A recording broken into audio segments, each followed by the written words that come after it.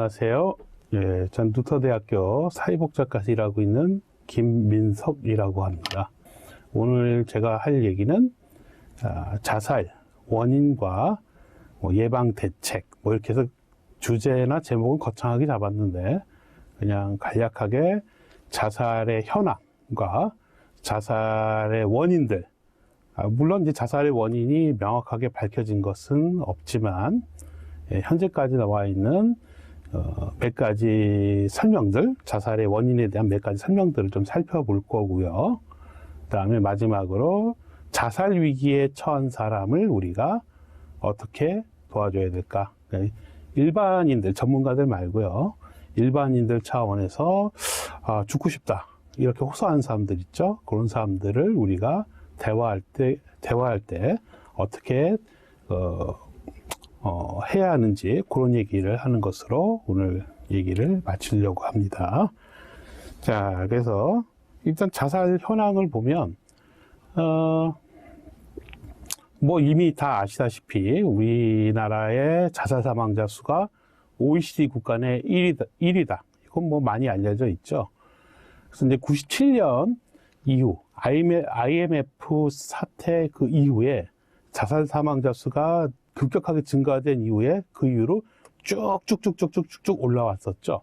그리고 최근에 잠깐 자살 사망자 수가 줄어들었는데 좀 더 지켜봐야 될 부분도 있겠지만 약간 줄어들었지만 그 원인은 그 약간 줄어든 이유는 이제 정부에서 이제 급박한 위기에 처한 사람들만 골라내서 스크리닝해서 그걸 예방하는 차원의 작업을 계속 해왔기 때문에 그런 것들이 어느 정도 영향을 줬을 거다. 긍정적인 영향을 줬을 거다라고 볼 수는 있지만 근본적으로 크게 늘어난 수치가 줄고 있지는 않죠. 그래서 이렇게 자살 사망자 수가 늘어난 이유가 이제 우울이다. 이렇게 단순하게 볼 수 있는 문제는 아니고요. 물론 자살 위기에 처한 사람들 대부분 감정 상태가 좋지는 않겠죠. 우울하고 절망적이고 그럴 텐데 그 이면에 있는 사회적 맥락을 보면 우리가 양극화 때문에 97년 이후서부터 진행이 되어 왔던 양극화 때문에 사람들이 자기 삶에 대한 희망을 갖기가 너무 어려운 거죠. 절망적이죠. 아무리 열심히 해도 달라질 것 같지 않다라는 생각들을 우리 사회 다수의 사람들이 하고 있다는 거죠. 그런 거라든지 하도 양극화되어 있고 그러다 보니까 내가 이 사회에 소속돼 있다라기보다는 소외돼 있다. 이런 느낌들이 있죠. 그래서 이제 사회적 연대감이 해체됐다. 우리가 그럴 수 있죠. 이런 것들이 더 큰 자살 사망자 수 증가의 원인이다 라고 볼 수 있습니다. 자, 그래서 이제 연령대별로 또 자살 관련된 동기 이런 것들을 추정한 그런 연구나 조사 결과들이 있어요. 그래서 자살 사망자의 자살 동기를 우리는 알 수는 없고요. 그 자살한 다음에 그 사람의 어떤 정황들을 살펴보면서 이래서 죽었을 것이다. 이게 자살 사망 동기야. 라고 해서 조사된 결과들이 있는데 몇 가지들을 얘기하면 재밌는 것들 중에 재밌다? 죽음에 대해서 재밌다고 하면 안 되고요. 조사 결과가 흥미로운데 예를 들면 10대 같은 경우는 자살 사망 동기가 성적이에요. 성적. 그죠? 그다음에 60대는 질병이에요. 질병. 그다음에 20대에서 40, 50대까지는 경제적인 이유 이런 것들 때문에 자살한다라고 그래요. 근데 10대하고 60대에서 자살 시도와 자살 사망의 비율을 이렇게 비교해 보면 청소년들 같은 경우에는 재미있는 것이 이 자살 사고나 자살 시도율은 높은데 그에 비해서 죽는 사람의 수는 적고요. 40, 50대 이상, 특히 60대 있죠. 노년층 같은 경우에는 자살 시도 이런 것들의 비율보다 자살 사망자의 비율이 훨씬 높아요. 그러니까 무슨 얘기냐면 어르신들은 한번 죽고자 결심을 하면 확실한 방법을 선택해서 자살을 선택한다는 얘기고요. 청소년들 같은 경우에는 약간 충동성이 있다는 얘기죠. 그래서 자살 시도를 하는데 치명적인 수단을 쓰지 않기 때문에 사망까지 안 가는 경우가 많다. 그런 얘기죠. 그래서 이 노년층들 같은 경우에는 한번 죽고자 마음을 먹으면 확고한 방법을 취하기 때문에 그런 것도 우리가 주변에서 잘 살펴봐야겠죠. 자, 그래서 지금 이제 자살 관련된 현황들을 쭉 말씀드렸어요. 그러면서 우리나라 자살 사망의 수가 늘어난 거에는 사회적 연대감의 해체, 또 사회통합감의 해체, 그랬던 그 위로 인한 개인들의 절망감, 그다음에 박탈감, 뭐 이런 것들을 얘기했고요. 저 연령대별로도 어떤 심정 이런 얘기를 했었어요. 그래서 이런 얘기들을 이제 왜 제가 꺼냈냐면, 이제 자살의 원인론, 자살의 원인이 뭐냐라는 거에 대해서 사회적 측면에서도 설명하고 있고, 심리적 측면에서도 설명하고 있고, 생물학적 측면에서도 설명을 하고 있어요. 그래서 좀 전에 서두에서 제가 꺼낸 이런 얘기들을 잘 기억하셨다가, 원인, 자살의 원인 얘기할 때 잘 참고를 하시면, 앞에 있는 현황과 제가 지금 좀 이따 얘기할 자살의 원인, 이런 것과 연관돼서 아마 잘 이해가, 매칭이 되면서 이해가 훨씬 쉽지 않을까 싶습니다. 자, 일단은 첫 번째는 설명하려고 하는 게, 제가 사회적 원인론 중에 디르켐의 디르켐이 설명한 자살에 대한 원인론, 그걸 설명할 거고요. 그 다음에 칼 메닝거라는 사람이 있어요. 이 사람이 이제 정신분석학자죠. 근데 이 사람이 얘기하는 자살의 원인론 얘기할 거고요. 그다음 대상관계 이론이라고 해서 이거 심리학 이론인데, 여기서 얘기하는 자살의 원인에 대해서 얘기할 거고요. 그 다음에 생물학적 원인론, 이렇게 하나씩 살펴보겠습니다. 그래서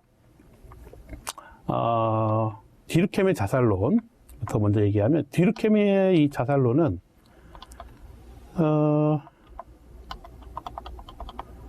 디르켐의 자살론의 경우에는 일단은 사회 통합 수준에 따라 자살, 사회 통합하고 사회 규범, 이 두 가지 기준을 가지고 설명을 했어요. 그래서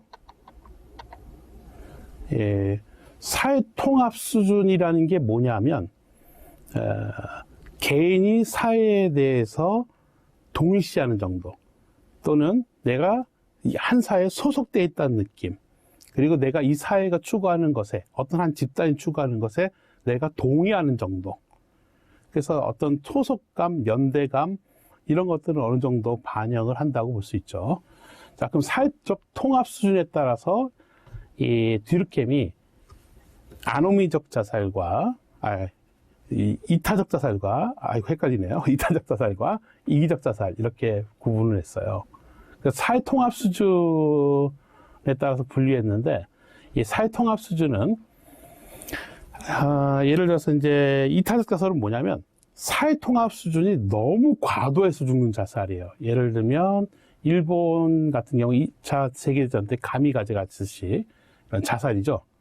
또, 이란이나 중동서 얘기하는 폭탄 테러, 자살 폭탄 테러, 이런 것들 잘 보죠?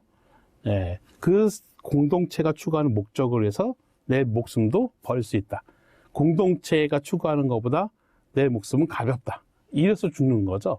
그래서 이런 걸 우리가 이타적 자살이다. 디르켐은 이타적 자살이라고 분류했고요. 이기적 자살은 뭐냐면, 사회 통합 수준이 너무 떨어지는 거예요. 그래서 사람이 조금 어려운 순간이 왔을 때 참고 견디기보다는 쉽게 죽음을 선택할 수 있다. 그런 의미에서 이기적 자살이라고 명칭을 붙였어요. 그러니까 이기적 자살이라는 게 뭐냐, 예를 들면 이렇게 들 수 있을 것 같아요. 우리가 어렸을 때 맨날 부모님한테 들었던 얘기가 있죠. 부모님이 세상살이 힘들 때마다 자식들 붙잡고 그런 얘기를 많이 하셨죠. 내가 너 때문에 산다. 아무리 힘들고 어려워도 내가 너를 다 키울 때까지는 어떻게든지 버틸 거야. 이런 말 많이 들으면서 컸죠. 아마도 저만 그랬을 수도 있지만, 이런 게 바로 이기적 자살을 전형적으로 보여주는 예예요. 그러니까 살기가 힘들고 어렵지만 내가 지켜야 될 어떤 누군가가 있다라고 생각한다라든지, 내가 이 어딘가에 소속돼 있다라고 생각한다든지, 이러면 사람이 어려워도 쉽게 죽음을 선택할 수가 없다라는 거예요. 그런데 이런 내가 누군가를 지켜야 된다, 누군가 날 지켜줄 사람이 있다, 내가 어딘가에 소속돼 있다, 이런 느낌이 줄어들면 사람이 쉽게 자살을 선택할 수 있다는 거죠. 이런 걸 우리가 이기적 자살이라고 분류를 했고요. 그 다음에 사회 규범의 정도에 따라 자살을 분류했는데 듀르켐이 두 가지로 이제 분류했어요. 숙명론적 자살과 아노미적 자살, 숙명론적 자살이라고 이렇게 분류를 했는데, 아노미적 자살은 뭐냐면 어떤 한 사회가 추구해야 되는 목적이나 규범, 그리고 어떤 한 사람이 성공했을 때의 그 보상의 범위, 어떤 내가 어떻게 삶을 살아가야 하는 거에 대한 어느 정도의 규칙성, 이런 것들이 무너졌을 때 나타나는 자살을 우리가 아노미적 자살이라고 그래요. 우리가 어떤 규칙이나 규범이 있는 것이 우리가 때로는 귀찮고 간섭이니까 없는 게 좋은 거 아니야? 라고 생각하지만, 또 우리가 너무 없으면 우리가 이럴 때도 있잖아요. 가끔 심정적으로 그냥 시키는 대로 할래요. 그게 마음 편해요. 우리가 그럴 때도 있잖아요. 그 얘기는 뭐냐면 사람에게 너무 무한한 가능성이 열려 있고 어디로 제 삶이 가야 될지 모를 때 힘들다는 얘기죠. 그래서 이 조선시대라든지 중세 이런 신분제 사회 같은 경우에는, 우리나라 같은 경우는 조선사회라고 보면 이런 거에 있을 수 있죠. 아무리 성공해도 양반은 양반, 아무리 내가 성공해도 상민은 상민, 이렇게 되는 거죠. 평민인가요? 발음이 약간 헷갈렸네요. 자, 그런 거죠. 그런 식으로 어떤 자기 삶의 제 보상이 이런 범위가 정해져 있는 사회에서는 내가 성공했거나 실패했다거나 할 때 그게 죽음을 선택할 만큼 끔찍한 일은 아니에요. 근데 자본주의 사회에서는 어떻죠? 한번 내가 성공하기 시작하면 무한히 성공할 것 같고, 한번 실패하면 어떡하죠? 밑으로 끝없이 내려갈 것 같은 그런 느낌을 받죠. 그래서 우리가 죽음을 선택한다. 그런 걸 우리가 아노미적 자살이라고 그래요. 그래서 사람에게 일정 정도의 규범, 규칙, 어느 정도의 방향성, 이런 것들을 사회가 제시해 줘야 되는데 그렇지 못할 때 우리가 자살을 선택할 수 있다. 그런 걸 우리가 아노미적 자살이라고 하고요. 숙명론적 자살은 뭐냐면 사회적 규범이나 규칙이 너무 빡빡하고 억세고 너무 통제적이고 이런 경우에도 죽음을 선택할 수 있죠. 대표적인 게 우리가 흔히 얘기하는 군대에서의 자살. 사병들 자살 많이 하잖아요. 그런 경우에 보면 너무 그 군대의 규칙이 개인의 자율성을 억압을 하니까 개인들이 너무 고통스럽잖아요. 그래서 자살을 선택한다. 그럼 우리가 그런 걸 숙명론적 자살이라고 그래요. 그래서 듀르켐이의 얘기를 따라가다 보면 듀르켐이 하는 얘기 중에 대안은 뭘까? 사회 연대감의 복원, 이런 것들을 우리가 자살 예방하려면 어떻게 해야 되지? 사회적 연대감을 복원하면 되겠구나. 이렇게 생각하면 될 것 같습니다. 자, 근데 심리적 원인론 중에 칼 메닝거라고 하는 정신분석 학자가 있어요. 이 사람이 이제 자살한 사람들이 왜 자살하냐라는 거에 대해서 프로이드가 얘기한 죽음의 본능이란 개념을 적용해서 자살의 원인을 설명했어요. 죽음의 본능이라는 게 뭐냐면 너무 고통스러우면 사람이 뭐죠? 아예 우리 흔히 그러죠. 흔히 우리 입에 말 달고 사는 것 중에 차라리 죽고 싶다. 죽인다. 그 영화 참 죽이네. 우리 죽고 싶어. 미쳐버리겠네. 죽고 싶다. 이런 말을 많이 쓰죠. 그런 것들을 우리가 보면 칼 메닝거가 얘기한 대로 죽음의 본능이라는 게 무의식적 우리한테 깔려 있구나. 우리가 그렇게 조금 납득할 수 있는 현실에서의 예죠. 그래서 프로이드가 얘기한 죽음의 본능이라는 건 뭐냐면 쾌감을 느끼기 전에 우리는 약간 그 고통이 따르죠. 그 고통이 해소되는 게 쾌감이고요. 예를 들면 식욕 같은 경우에도 배가 고프면 약간 짜증나죠. 근데 먹고 나면 어떠죠? 마음이 푸근해지면서 쾌감이 느껴지죠. 근데 죽음의 본능이란 건 뭐냐면 아예 고통조차 느끼지 않으려고 한다는 거죠. 그런 걸 이제 죽음의 본능이라고 하는 건데, 칼 메닝거가 이제 뭘 얘기하냐면 사람에게는 죽임을 당하기, 또는 죽이기, 이런 것 같은 무의식적 본능이 있다는 거예요. 그래서 죽기? 이런 본능이 있을까? 사람에게 무의식적 본능이 있을까? 라고 했는데, 칼 메닝거가 이제 든 예가 뭐가 있냐면, 우리가 그 놀이동산 가서 위험한 놀이기구 타면서 우리 되게 즐거워하잖아요. 그런 것들을 이제 칼 메닝거가 전형적으로 우리에게 죽음의 본능, 죽고자 하는 본능이 있다라고 얘기하는 거죠. 그래서 뭐 현실적인 사례로 들어가서 이제 몇 가지를 얘기하면, 칼 메닝거가 얘기할 때 상대방을 내가 죽이고 싶어요. 근데 상대방을 죽이면 내가 처벌을 받으니까 어떻게 되죠? 차라리 자기 자신이 죽는 거죠. 그걸 통해서 복수를 하려고. 예, 이런 것들. 그 다음에 우리가 이제 뭔가 도덕적으로 나쁜 짓을 했다고 생각할 때 어떻죠? 우리가 학교 다닐 때도 뭐 잘못하면 선생님, 어떡하지 막 그러다가, 그냥 차라리 맞고 말지 이런 심정이 들 때가 있잖아요.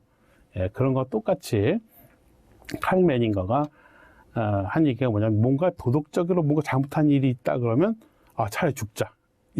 죽어야 된다. 이런 무의식적 본능이 떠올 수 있다. 이런 얘기를 한 겁니다. 자, 그 다음에 심리적 원인론 중에 대상관계 이론적 설명이 있어요. 대상관계 이론적 설명은 뭐냐면 대상관계라는 걸 우리가 시간관계상 충분히 설명할 수는 없는데 자기에 대한 이미지, 그 세상에 대한 이미지, 타인에 대한 이미지 이런 것들을 우리가 대상관계라고 하는데 이런 대상관계는 자기상, 세상에 대한 이미지 이런 대상관계라는 건 어렸을 때 주 양육자의 관계에서 형성된다라고 그래요. 근데 이 자살을 하는 사람들을 대체로 보면 어떤 성향이 있냐면 어렸을 때 부모가 성공했을 때는 막 칭찬해주고 복돋아 줬는데 실패했을 때는 잔혹한 처벌을 가한 거예요. 그래서 이 사람은 그렇게 컸기 때문에 자신의 자아상이 어떻죠? 항상 과대한 상태로 유지돼야 되고 그 과대한 자아상을 침범하는 어떤 일이 벌어지면 참을 수가 없고 견딜 수가 없다는 거예요. 근데 실제로 이 사람이 견딜 수 없는 실패를 했다? 그러면 이 사람은 어렸을 때부터 실패했을 때 누군가가 따뜻하게 안아줬던 기억이나 이미지가 없기 때문에 그건 견딜 수 없는 일이라는 거예요. 그래서 자살을 선택한다라고 그래요. 그래서 대상관계 이론에서는 설명하는 것 중에 하나를 설명했습니다. 생물학적인 측면에서는 OHIAA라고 해서 말 참 어렵죠. OHIAA이라고 하는 이게 뭐냐? 바로 세로토닌이라고 하는 신경전달 물질이 있는데 신경전달 물질이 분해되면서 생기는 하나의 물질이라고 생각하면 돼요. 근데 이게 왜 OHIA를 자살의 원인이라고 지목하냐면 자살한 사람들을 죽은 다음에 해부해 봤더니 이 수준이 낮더라는 거예요. 그럼 이게 뭐지? 그래서 OHIA라는 건 뭐냐? 세로토닌이라고 하는 인간의 뇌에서 움직이는 신경전달 물질의 대사 과정에서 생기는 물질이에요. 그러니까 자살자들 부검 해봤더니 그게 낮구나. 그럼 세로토닌 수준이 낮은 게 원인이네. 이렇게 이제 우리가 결론을 내린 거죠. 그럼 세로토닌이 부족해서 자살을 했다라고? 그러면 이제 항우울제 처방이 들어가는 거죠. 보통 세로토닌 수준이 우울에 영향을 준다라고 그러기 때문에 우울증, 항우울제나 이런 것들을 처방하게 되는 어떤 근거가 됩니다. 자, 넘어가고요. 자, 이제 마지막으로 우리가 자살 위기에 처한 사람을 우리가 어떻게 도와야 할지에 대해서 간략하게 얘기할게요.